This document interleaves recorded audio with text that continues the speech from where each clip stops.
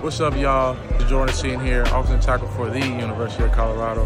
And when I want to learn about sports, I check into the morning run. In a country, we live in a nation where if I pay you for a good or services, the cost of that good or services has to represent what I paid for, and I got to get what I paid for.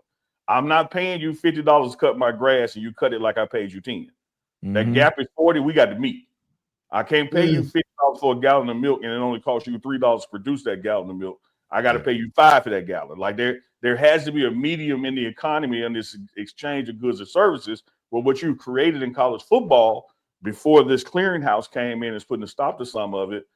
Hey man, we got $300,000 for you. All you got to do is go to the Boys and Girls Club one time. Like, come on, dog. Right. Like Michael Jordan wouldn't get $300,000 to walk through a Boys and Girls Club. How is a freshman out of Jim Hill High School getting it? So it represented a situation where there's no true market value for these things. Then you can get this money, not even play a snap or fumble every time you get it, and there's no recourse to get it back. That was going to explode at some point. Do you think college athletics needs congressional oversight in some manner to balance things? I think what Duke said earlier about corporate America, I think the sudden and quick change of courses is trying to prevent that from happening.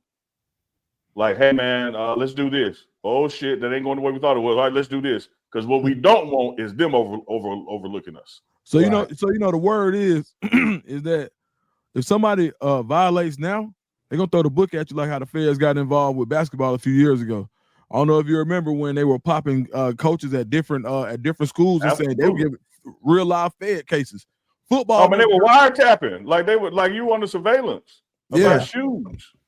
Oh no, so the people that I know who've been in the game for a while, when you talk about it, the word is that get caught passing some of that illegal money this time, it ain't gonna be no death. Like SMU in the past, you know, like what happened to SMU with the death penalties, they gave it to the school. This time they're going to attack the people because the schools are paying. So if you're this rich guy, they're gonna try to take you down for whatever you have if they catch you trying to circumvent the system, because it's like, look, we're trying to make this fair, and you guys are still cheating. Doing everything we can do. Right. So now we're going to attack the person who feels like they're bigger than the program, quote unquote. And I'm smiling, Chico, because I love the way we make rules and we still make a way around the rules. You know, in politics, if you give somebody, you know, more than $200, you have to have a name and an address and a job attached to it. You got to know where it's come from.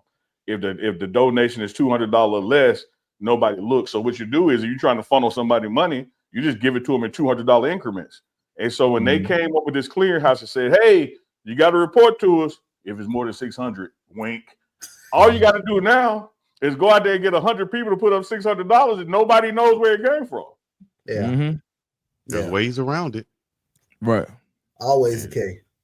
For somebody to just slide you a few dollars because they want you to come stay at a certain school and call it NIL, that's make-believe, that's not the real thing, Purdue athletic director said.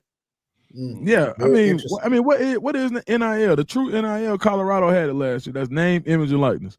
Yeah. Like, and I said this before. I even this is why I'm still at On 3. I'm like, hey, listen, that's NIL because your face. And I tell people this all the time. If I could put your face on the bag of potato chips and it helps that bag of potato chips sell, then that's true NIL. But if I'm just saying because you're going to come to my school, that means that nobody knows a lot of these players before they get there and start running touchdowns. But at that point, so how can you get the money on the front end of it if you haven't done anything yet? Nobody. There's no economy that works this way. Even the NFL said that we can't pay these guys the mega deals early on. You remember, like when people were getting like $70 million to be the first pick, fully guaranteed, and what they stopped at 2011. I think Cam Newton was the first person who didn't get it. I want to say it was Sam Bradford was the last guy who got the mega deal. Right. Imagine what those deals would be today. And they knew Cam was about to break the bank based off what they was giving everybody else. They would have had to break the bank with Cam Newton. Caden Salter, quarterback, University of Colorado, and I start off every morning with a morning run.